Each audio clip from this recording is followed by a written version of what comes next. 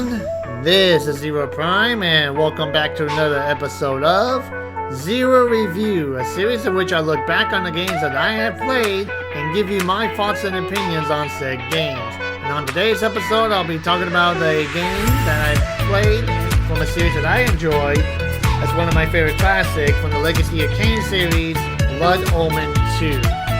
Now, this game is different from the first Blood Omen, obviously, but basically besides the mechanics, the graphics, and all that, it's different because it's not exactly a sequel to the first Blood Omen game.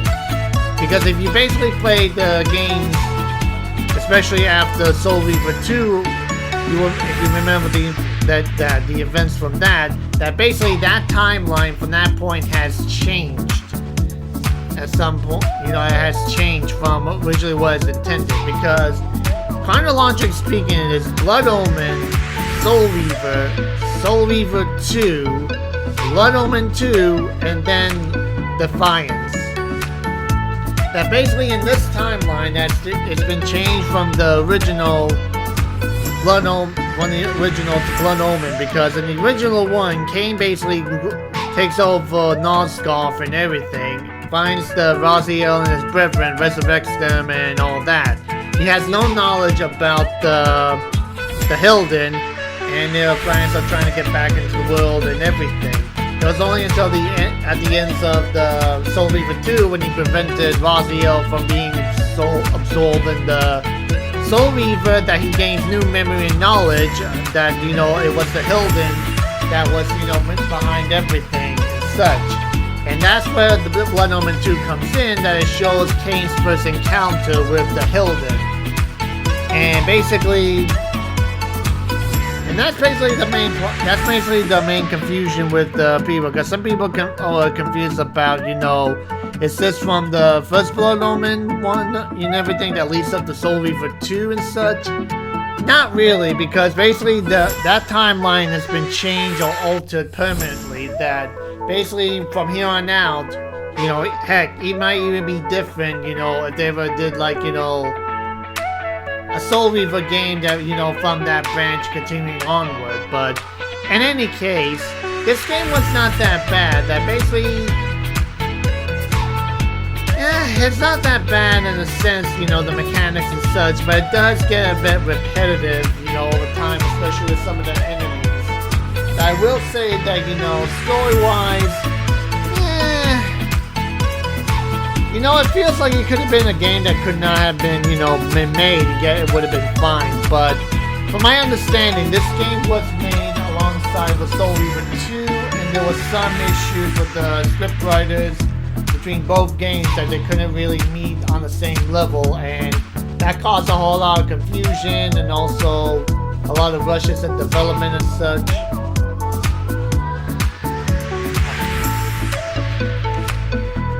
Excuse me.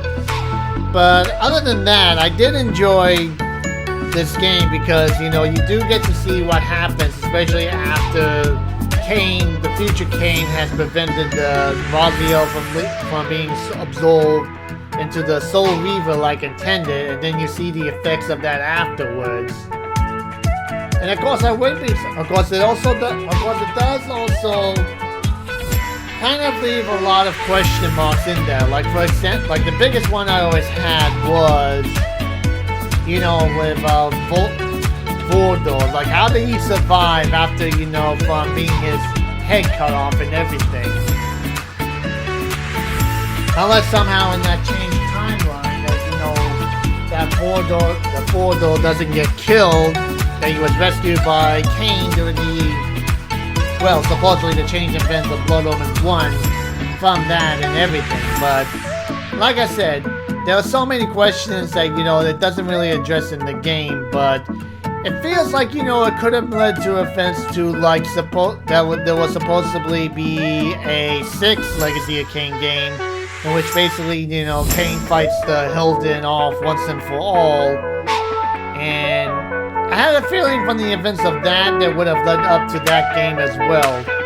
And like I said, it's such a shame that, there would be no more, Legacy of Kain games to see what would have happened, because it would have been interesting to see the future Kane encountering his, past self and see what happens and such.